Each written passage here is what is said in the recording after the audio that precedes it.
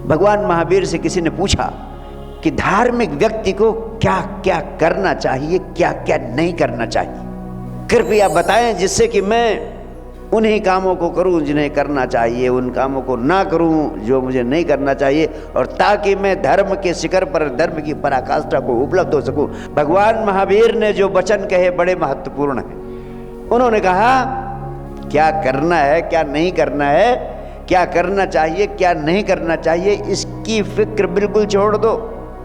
जो भी तुम्हें करना पड़े जिंदगी में, उस कार्य को ही होश पूर्वक करो, यही ध्यान है, इसके अलावा और कुछ नहीं करना है। जो कार्य करो उसको होश पूर्वक करो। और उन्होंने कहा आसुत्ता मुनि, यानी बिना सोए सोए अगर जिंदगी के कामों को करोगे तो तुम सच्चे मुनि हो जाओगे, यानी तुम परम आनंद को उपलब्ध हो जाओगे, कैवल्य को उपलब्ध हो जाओगे, निर्वाण को उपलब्ध हो जाओगे। तो तुम भी इसकी चिंता ना करो कि ऐसा करना चाहिए कि नहीं करना चाहिए। भिड़े रहते हो, अंदर द्वंद में भरे रहते हो, सोचते हो ये नैतिक है, सोचते हो ये अनैतिक है। ना कुछ नैतिक है ना कुछ अनैतिक है, बस जो भी करो अगर तुम उसको होश पूर्वक करते हो तो वो नैतिक हो जाता है। अनैतिक कार्य भी तुम करो, लेकिन अनैतिक कार्य को करते समय होश पूर्वक रहो। अगर होश पूर्वक तुम अनैतिक कार्य को करोगे तो अनैतिक कार्य अगर वास्तव में अनैतिक होगा तो तुम कर ही नहीं पाओगे, असंभव हो जाएगा। और जिस चीज को तुम ध्यान से जोड़ देते हो, जिस चीज को तुम होश से जोड़ देते हो, वो चीज पवित्र हो जाती है। मंदिर की मूर्ति इसीलिए पवित्र होती है कि तुम होश पूर्वक उस प्रतिमा को देखते हो।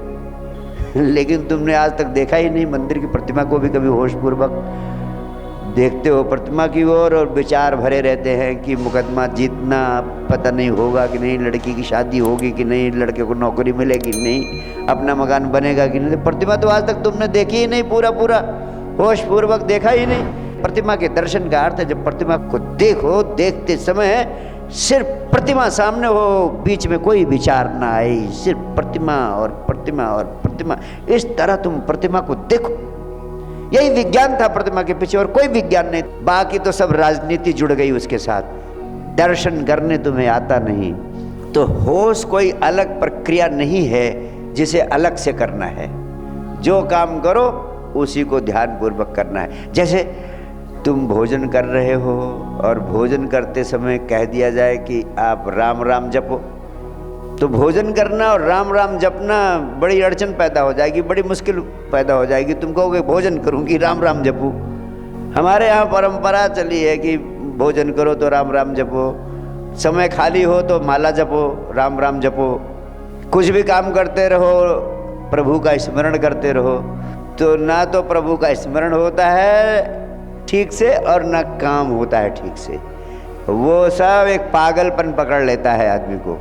भगवान बुद्ध, भगवान महावीर ने जो विज्ञान दिया उसका सार है कि भोजन करते समय चेतना सिर्फ भोजन पर केंद्रित रहे। भोजन करते समय होश पूरा का पूरा भोजन पर केंद्रित हो जाए तो भोजन करना ही ध्यान बन जाता है। और इस तरह जो भोजन करता है व्यक्ति, उसके भोजन का स्वाद अनंत गुना बढ़ जाता है, और ऐसा व्यक्ति कभी बीमार पड़ ही नहीं सकता। अन्नैव ब्रह्म, अध्यात्म के वैज्ञानिकों ने कहा जो इस तरह भोजन करता है उसके लिए भोजन अमृत बन जाता है, क्योंकि भोजन के साथ ध्यान जुड़ जाता है। जब तुम जिस काम को करते हो पूरी चेतना, पूरा होश उस काम में लगा देते हो तो उस कार्य की कुशलता बढ़ जाती है, उसकी मात्रा बढ़ जाती है। आप थकते नहीं, आप ताज़ा बने रहते हैं, क्योंकि उसी काम में पूरी ऊर्जा लग गई है। आपको पता है जब शरीर कुछ और कर रहा है और मन कुछ और कर रहा है, शरीर यहाँ है मन कहीं और है, तो एक तनाव पैदा होता है। उस तनाव का नाम ही थकान होता है। तुम काम करते हो, काम करने में तुम्हें थकान होती है। उस थकान का कारण सिर्फ इतना है कि जब काम कर रहे होते हो तो शरीर कहीं और मन कहीं और होता है। आपको पता है काम और खेल में क्या फ़र्क है? खेल खेल कर आप वापस लौटते हैं तो अद्भुत ताजगी और आनंद की आभा आपको घेर लेती है, और काम करके आप आते हैं तो थके हुए रहते हैं। कारण क्या है? कारण यह है सिर्फ इतना कि जब आप खेलते हैं तो खेलते समय आपकी सारी चेतना, सारी ऊर्जा खेल में लगी रहती है, कहीं दूसरी जगह नहीं जाती, तो आपको अद्भुत ताजगी का अनुभव होता है और एक आनंद की रसधार आपके भीतर बहती है। इसलिए समझदार आदमी जिंदगी के कामों को खेल बना लेता है। जिंदगी के कामों को खेल बना लेता है समझदार आदमी। नासमझ आदमी खेल को भी काम बना लेता है, बोझ बना लेता है।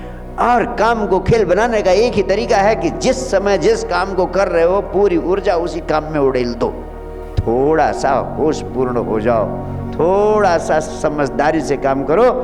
इस तरह जिंदगी के छोटे छोटे कामों को करते हुए ही आप पाएंगे कि आपकी जिंदगी की क्वालिटी बदलने लगी है।